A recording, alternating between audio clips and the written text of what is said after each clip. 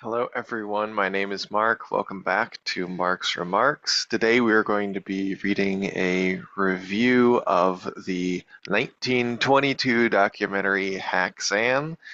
I watched this and reviewed it in July of 2023, so it was 101 years old at the time of writing. So if any of the dates have changed or anything else is kind of a little bit inaccurate, my apologies, but the documentary is a lot more inaccurate than my review, so I'll get to that in just a second here. Hopefully you enjoy. It's darkly funny that after over 100 years, nothing has substantially changed in documentary filmmaking, from the biased reporting to the sensational reenactments to the inflation of statistics to the dismissive simplicity with which it belittles the viewer. Other than the music never really lining up with the visuals on the screen, this is exactly what I would expect from a documentary about witchcraft if Richard Dawkins and Christopher Hitchens got together.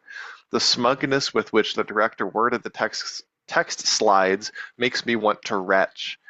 Not only was the history simplistic, but much of it was verifiably incorrect. Number one, the vast majority of witch hunts happened in the early modern era, not in the medieval era.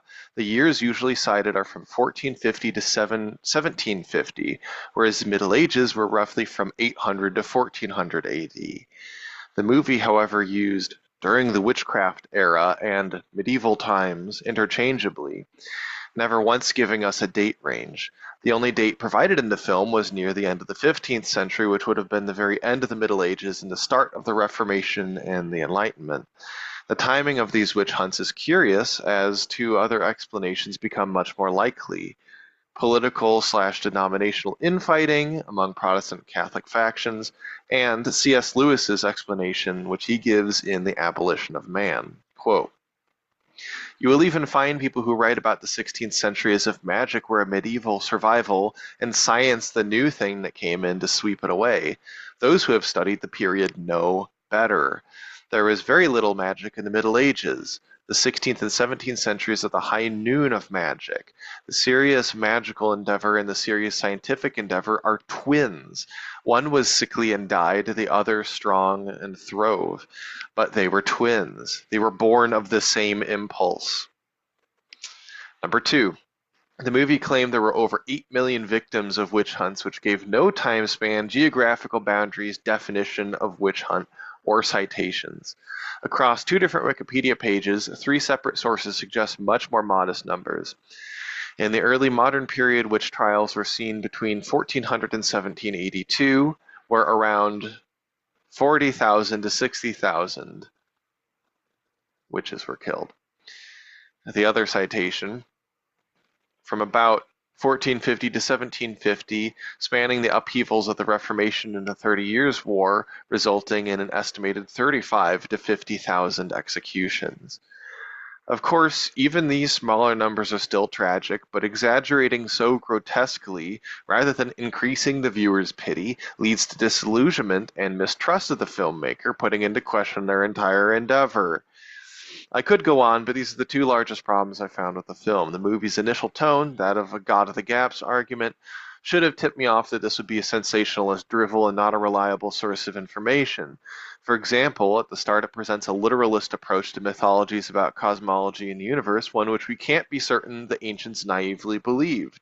There is considerable debate in the theological and historical communities about precisely what belief meant/means, i.e., how much mythology was metaphor and how much was literal. We know they invented fiction, and that fiction can contain within it profound truths. But fiction and truth are too binary of terms to do the complexity of the situation justice.